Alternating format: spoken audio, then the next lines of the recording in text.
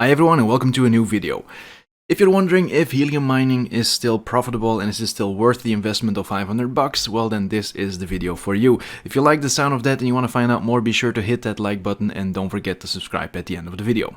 If you don't know what helium mining is, be sure to check out the video that I made a few months ago. It will pop up in the top right corner right now, then at least you know what you're getting into and then you can come back to this video. When you're looking at how the rewards are being distributed, we see that getting witnesses is very important. Getting network data transfer is of course very important as well, but this is something that is usually not within your control, so you have to focus on getting the witnesses and the proof of coverage. This one is something that everybody gets, even if you don't have an antenna. As long as your thing is online, you will be getting these rewards, but as you can see, this is not really worth it, and if you're only getting challenger rewards, it will get, I think, 1 year, maybe 2 years before you earn back your hotspot. Of course, the big question in this video is it still worth it? Well, to check out if it's still worth it for you, click on the Explorer and then fly all the way to the region that you live in. For example, we jump to San Diego in the US. Here we find a hotspot called Colossal Stone Spider. As we can see, in the last 30 days, this one hotspot has made almost $1,000 in HNT. So 20 HNT at current price is almost $1,000. So how is he getting this? Well, basically he has 108 witnesses and an average of 222 beacons in the past 7 days. So these are the witnesses in the past 5 days. This means, as you can see, he is reaching a whole bunch of different hotspots. Zooming in, let's just click on this one. There's only one hotspot here. Apparently it's not doing much. Let's take a look at the neighboring one. As we can see, we have, for example, Loud, Foggy, Anteater. Sadly, he is offline right now, but in the past 30 days, he did have some okay earnings, so 90. But we see a big difference in the past 7 days, only 44 beacons and 40 total witnesses in the past 5 days. Let's take a look at this one. Here we have one doing pretty well. So this one is Tangy Cinnamon Whale. Clicking on that one, we see that he has also 200 average beacons in the past 7 days and 111 witnesses in the past 5 days. So this adds up to, again, $1,000. So as you can see, I'm not even trying a lot. I'm just clicking in the neighboring hexagons, so in the neighboring regions, and then you go over and see what you can find and see what the goal is, how many beacons you need and how many witnesses you need. Either way, I didn't have to look hard to find two very good and very well performing hotspots. As you can see, however, this guy is at 20 meters. So the first most important thing, you need height. We also see that he's probably not inside because he has a really good radiation pattern all over. So it's not just in one direction. So he's using an omnidirectional antenna. And he's getting quite a good reach with just a 5.8 dpi antenna, and he's using a Bobcat miner. For our next example, we'll jump to Belgium. Here we arrived in Antwerp. Of course, this city is a lot smaller than San Diego, a lot less people in there. I found this one. As we can see, he did not update his height. No way he's at 0 meters, and he's probably not using a 1.2 dpi antenna either. Nonetheless, he is doing very well. He's getting a lot of beacons. He only has 16 witnesses, but he is getting a lot of beacons in the past 7 days, almost 400, which is double of the other guys. And as we've seen in the beginning, the most important reward to get is the witness reward after the data transfer reward. But again, it's really hard to generate data if you don't have any companies in the neighborhood using a IoT network that is hooked up to the Helium network. So right now, the most important thing you can focus on is witnesses. And as we can see here in the explanation, hotspots that monitor and report proof of coverage activity, quote-unquote beacons of other hotspots, will receive a portion of HNT, which is in this case 20%. So our dry watermelon lynx, with only 16 witnesses in the past 5 days, is getting almost 400 beacons in the past 7 days, which means he is receiving $1,700 in 30 days, which is even more than the 2 we found in San Diego.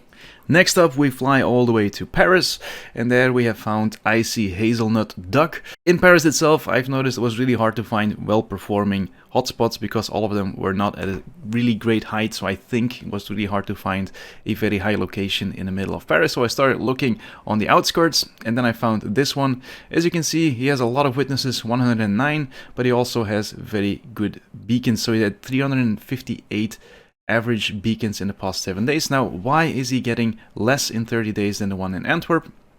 Probably because of the transmit scale. He only has a 0.38 transmit scale, and the one in Antwerp had almost a transmission scale of 1. When it comes to positioning, this guy says he is at a height of 10 meters and he's using a 2.8 dBi antenna. So again, height is very important. Just as a test, we'll jump randomly into the middle of Paris, which again I think is hard to get a really good location. Here we see average returns of 0.5, 0.3, 0.2, 0.2, and the reward scales of all these hotspots isn't really great. But of course this is in the middle of France, so we see there's a lot of hotspots in there, which means this is pulling down the reward scale. Hopefully we can find someone who is performing pretty well. This one is doing okay, especially at the current price. It's about $300 per month. See if we can find a better one. Moving more outside, we see 11. Yeah, let's just take a look at this one. There you go, he's at 18 meters, 5 dBi antenna, and in the past 30 days he also earned $600. An average of 300 beacons in 7 days and 70 witnesses in the past 5 days. The reason why it's quote-unquote only about $600 is because of the transmit scale. It is pretty low. If it would have been a higher transmit scale, he would definitely had probably close to $1,000. Now you might have noticed that this hotspot is also a Bobcat. Now the reason why we're seeing so many Bobcats is very simple. So Bobcat has been shipping out miners consistently, so even though they were not the first ones on the market, they right now have 40% of the entire market. As we can see, they have shipped 160,000 hotspots already. When you click on shipping, you will see all the information about the different batches, so it's really easy to track. So yes, it is still a 3-month waiting period, but at least you are 90% certain that you will get it within that period. For now, all of the batches have been shipped on time, so I think maybe I should say 99% certain that you will get it on time. If you're planning to order a miner and you're planning to order a Bobcat miner, please use the link that you find in the description of my video. Of course, you don't have to, you can go to the website directly, but this way you would support the channel and you would support me as well, and I would be really, really grateful if you do. So if you're still excited about these numbers, then I suggest taking a look at HotspotRF. They have a free plan, and of course they have paid plans as well. So with the free plan you can just look around, do some simulations. Sadly, they will not do a calculation for the expected rewards. You'll have to use a paid plan for this, but again, you can take the $10 plan and then use the simulations. I do suggest to first sign up with the free trial, then you get 10 simulations. If you then upgrade, you get 10 extra simulations, so in total you will have 20. And of course, after that your simulations are done, you can just turn it off, and then it only costed $10. So why is this tool interesting? As I said before, you can do simulations on the location that you want to put up your hotspot. So let's just jump over to here, Stockton, for example. We go to the middle of the village. I assume there are not too many tall buildings, so let's just say we are a healthy mix. There you go. We are at 10 meters, so we put it on the roof, outdoor, and we have a 5.8 dBi antenna, no cable loss, and you click Start Simulate, or simulate location. This can take a while depending on how busy the API of Helium is, so it can really take up to 30 seconds. Don't start hitting refresh because they will just overload the system. There you go. Apparently this is a good location if we manage to put it at this height. So the simulation estimates, of course, again this is an estimate, this is not guaranteed, that we would have a transmission scale or transmit scale of 1, we would reach 28 witnesses, and we would have an average of about 5 HNT per week, or monthly that would be 20 HNT, and at current prices that would be very, very interesting. So let's just take a quick look at what happens if we would put it at just 2 meters and indoor, and we would use a 3 dBi antenna, simulate. There you go. As you can see, the difference is huge. We would only be making 0.02 HNT per week or just 0.1 HNT per month. So right now at current prices, that would be $5 per month, opposed to getting almost $1,000 per month simply by having a different antenna and putting it on a different height. Now, just to keep things fair, let's just take a look at what happens if we have the exact same setup, but only at 2 meters height instead of 10. So 5.8 dBi antenna, and we'll put it outdoors, and then we'll see what happens. So there you go. Even with the same antenna, it really doesn't matter. It doesn't matter if we say outside or inside. The height really changes everything. So if you want to do some simulations yourself, you'll find the link in the description of this video. Do keep in mind this part, so the simulation summary, the estimations, it's only available in the paid version. Everything else you can still do with the free version. Alright, let's just assume that you found a nice tall building and you're able to put up your antenna. The next thing you have to do is choose your antenna. As we can see, this is the effect of a 2 dBi antenna. It's a nice even signal all around. If you would increase the dBi, it is very important to know you're not increasing the power of the signal. So the power of the signal is being generated by your hotspot. You're not changing it by taking a higher dBi antenna. So the only thing that you do is you take the same amount of power and you focus it in a specific direction. So as we can see, the 5 dBi antenna will have this kind of pattern, so it will go a little bit further than the 2 dBi antenna. And if we keep increasing this, the signal will become more narrow, but it will reach further. So what does this mean? Well, for this example, let's jump back to Paris.